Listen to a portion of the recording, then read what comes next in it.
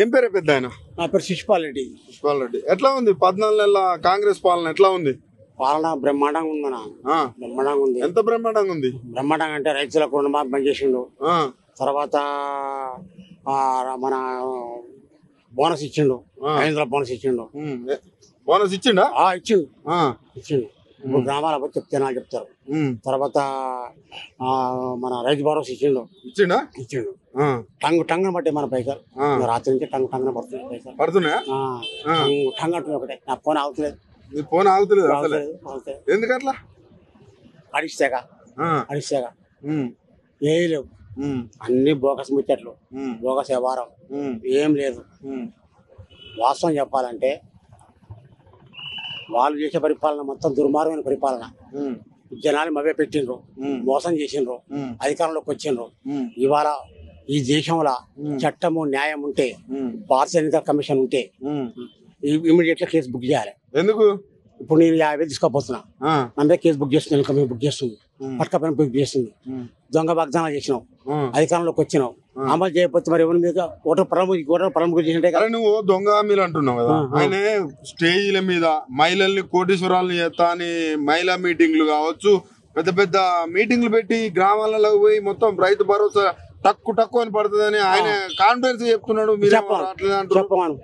ఒక్కరికి వచ్చి ముక్కునే రాస్తాను. ముక్కునే రాస్తా. ఒక్కరికి వచ్చిన అంతేనా? ముక్కునే రాస్తా. ఒకటి,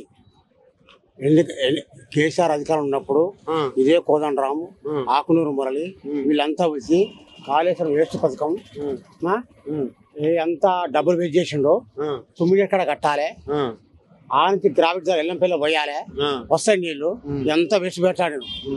ఇప్పటికి సవాల్ చేస్తున్నా కాంగ్రెస్ గవర్నమెంట్ 5 నెలల్లో 5 ఇంకా 10 కానీ సుమ్మిడియట్ ఇక్కడ డ్యామ్ కట్టి నీళ్ళు తెస్తే ముక్కునే రాసిపోతాయి. ముక్కునే రాస్తాను. ఒకటి, నల్లగొండ నీళ్ళు రావాలంటే కూడా బాపన నీళ్ళు రావు. అదంతా మోసం ముచ్చట, అంత దుర్మార్గం ముచ్చట.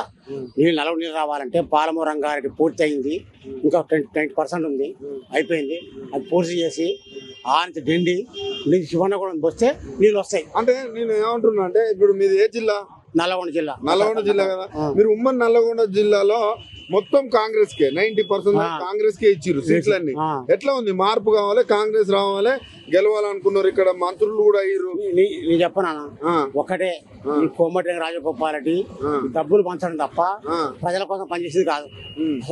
ప్రజలు కూడా ఫ్యూచర్ ఆలోచిస్తలేరు, భవిష్యత్తు ఆలోచిస్తలేరు.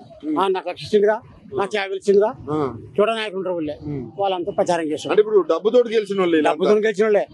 ఇప్పటికి చెప్తున్నాక కోమటి వెంకటేశ్వర పైసా పని కాదు, నల్లగొండ జిల్లాకు పైసా పని కాదు. 30 ఏళ్ళైంది సొరంగం. అయిందా? పూర్తి అయిందా? ఎందుకు కాదు? పూర్తి ఎందుకు కాలే? మరి పులిసినప్పుడు వచ్చిండు, అది ఎందుకు పూర్తి అయింది?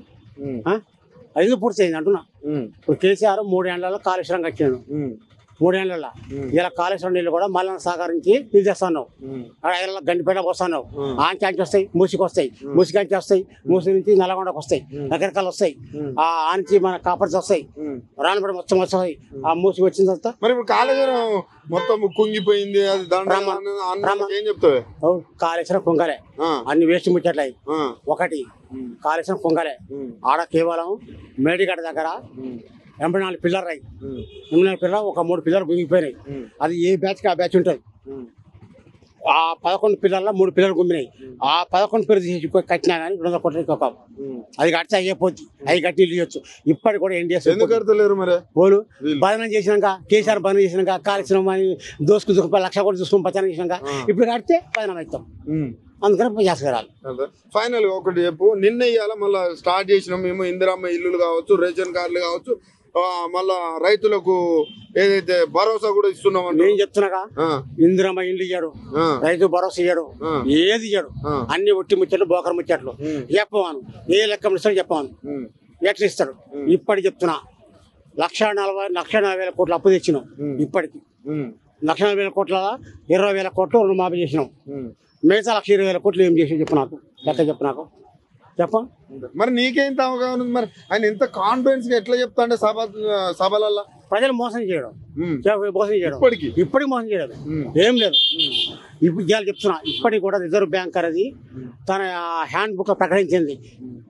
తెలంగాణ ఏర్పడినప్పుడు 72,000 కోట్ల 390 కోట్ల రూపాయలు మిగులు బడ్జెట్.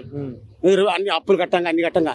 తర్వాత కేసీఆర్ ఇచ్చిన అప్పు 3,11,000 కోట్లు, మొత్తం 4 లక్షల కోట్లు. 4 లక్షల కోట్ల 84,000 కోట్లు కాళేశ్వరం కట్టిండు, 40,000 కోట్లు థర్మల్ ప్లాంట్ కట్టిండు. తర్వాత అన్ని కలెక్షన్లు కట్టిండు, అన్ని రకాల అభివృద్ధి చేసిండు. పాలమూరం కట్టి 40,000 కోట్లు కట్టిండు, 72,000 కోట్ల రూపాయలు రుణమాఫీ చేసి మన రైతు భరోసా ఇచ్చిండు. అన్ని రకాలు చేసిండు. చేసిన 4 లక్షల కోట్లు అప్పాయి. ఇప్పటికి కూడా వీడు సరిగ్గా వీడు వచ్చినాక హైడ్రాని పెట్టి ఆగమం చేసింది తప్ప, లేకపోతే ఇలా అప్పే కాకపో 26,000 కోట్ల అప్పు. ఇవాళ కూడా వీడు అప్పు కట్టింది కేవలం 15,000 కోట్లు కట్టింది. కాగు రిపోర్ట్ చెప్తుంది. ఏడు చెప్పలే కాగు రిపోర్టు అని దమ్ము ఉంటే మొగోడైతే రిజర్వ్ బ్యాంక్ ప్రకటించే హ్యాండ్ బుక్ ప్రకటించమను, కాగు రిపోర్ట్ ప్రకటించమను. కాగు రిపోర్ట్లో ఏం అప్పు కట్టినా కాగు రిపోర్ట్ చెప్పింది. మొత్తం కాగు రిపోర్ట్ 20,000 కోట్లు అప్పు కట్టాను. నెలకు 60,000 కోట్లు ఆడకపోయాను. చెప్పు నాకు. కాగు రిపోర్ట్ చెప్పిందిగా, కాగు రిపోర్ట్ తప్పు చెప్పదుగా, లెక్క చెప్తుందిగా. ఒక్క మాట రేవంత్ రెడ్డి పరిపాలన అట్లుంది. ఒకటే మాట, రేవంత్ రెడ్డి పరిపాలన ఇంకొక 3 ఏళ్లలో ఈ రాష్ట్రాన్ని మొత్తం ఆగం చేస్తాడు. తెలంగాణ ఆగం అవుతుంది. ఆ త్వరలో